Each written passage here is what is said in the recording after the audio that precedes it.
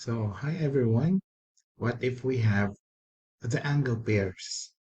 So, two of them is about linear pair and vertical angles. So, what's the difference between the two? So, ang sabi po, si linear pair daw po ay adjacent angles and also they are supplementary. So, ibig sabihin po, from the root word line, so these two angles form a line. Okay?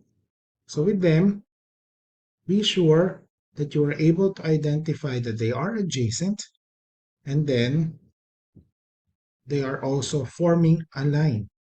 So that means their measure or the total of their measure is equal to 180 degrees.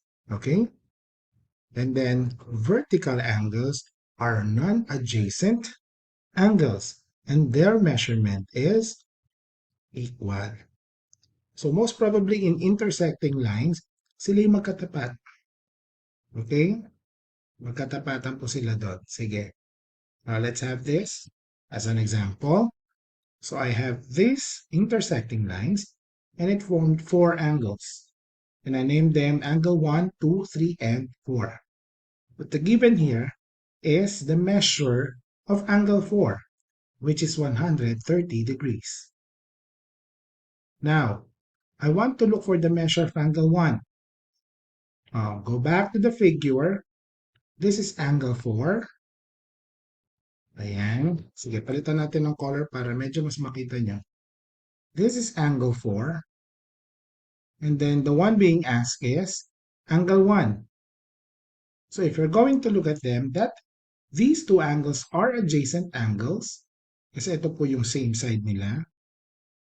And then, they form a line. So that means, if you're able to identify that they are linear pair, so what do you think will be their measure? So it will be a total of 180. And since this one is already 130, what will be the measure of angle 1? The measure is 50 degrees. Very good. Ano daw po yung reason? Bakit siya naging 50 degrees? Sabi nga natin, their relationship is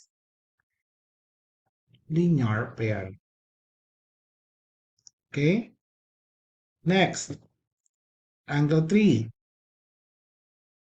What is the measure of angle 3? Still, based from angle 4. Ito ulit si angle 4. Ito si angle 3. They are again adjacent and they form a line. So that means they are linear pair. So total of 180 again. So 180 minus 130, 50 degrees. Very good. So again, the reason, because the relationship is linear pair. Very good po. And last but not the least, angle 2. So if this is angle 4, and this is angle 2, look, magkatapatan lang po sila. Tama po ba? So that means they are vertical angles. And the measure of vertical angles are equal. So if angle 4 is 130, then angle 2 is also 130 degrees. Because again, the relationship is vertical angles. Very good. Another one. I'll try this. Given is the measure of angle 2. Wherein angle 2 is 97 degrees. First, we need to look for the measure of angle 1. Ito daw po si angle 1. Ano napapansin sa kanilang dalawa? Non-adjacent, tas magkatapatan. Ibig sabihin, equal sila. And that is 97 degrees. Bakit? What's the relationship? Vertical angles. Very good. How about measure of angle 3? From the given angle 2. Ito si angle 2. Ito si angle 3. Adjacent. forming a line. Therefore, they are linear pair. Pag linear pair, 180 ang total. 180 minus 97, 83 degrees. Very good. And again, the reason is linear pair. Very good po. And last but not the least, to look for angle 4, same, adjacent, and then forming a line. So that is also 83 because they are linear pair. Try nyo nga to. Pause the video and try this one. So, ayun na nga. So, given is angle ACO. Ito yung ACO. Ito siya. And that is 146 degrees.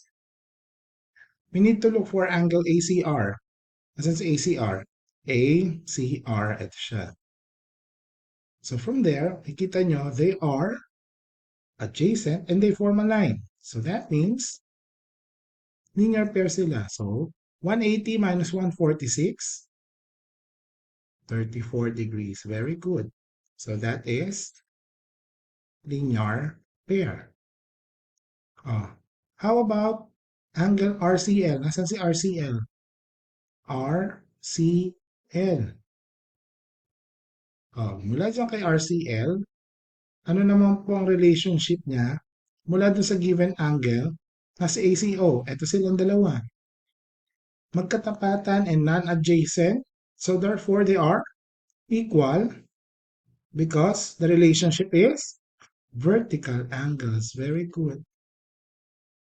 And last but not the least, ano daw po? LCO na tayo. Nasaan si LCO? LCO, ito siya. So, they are adjacent angles forming a line. So, 180 minus 146 is 34. And they are also linear pair. Okay? Thank you and good luck po.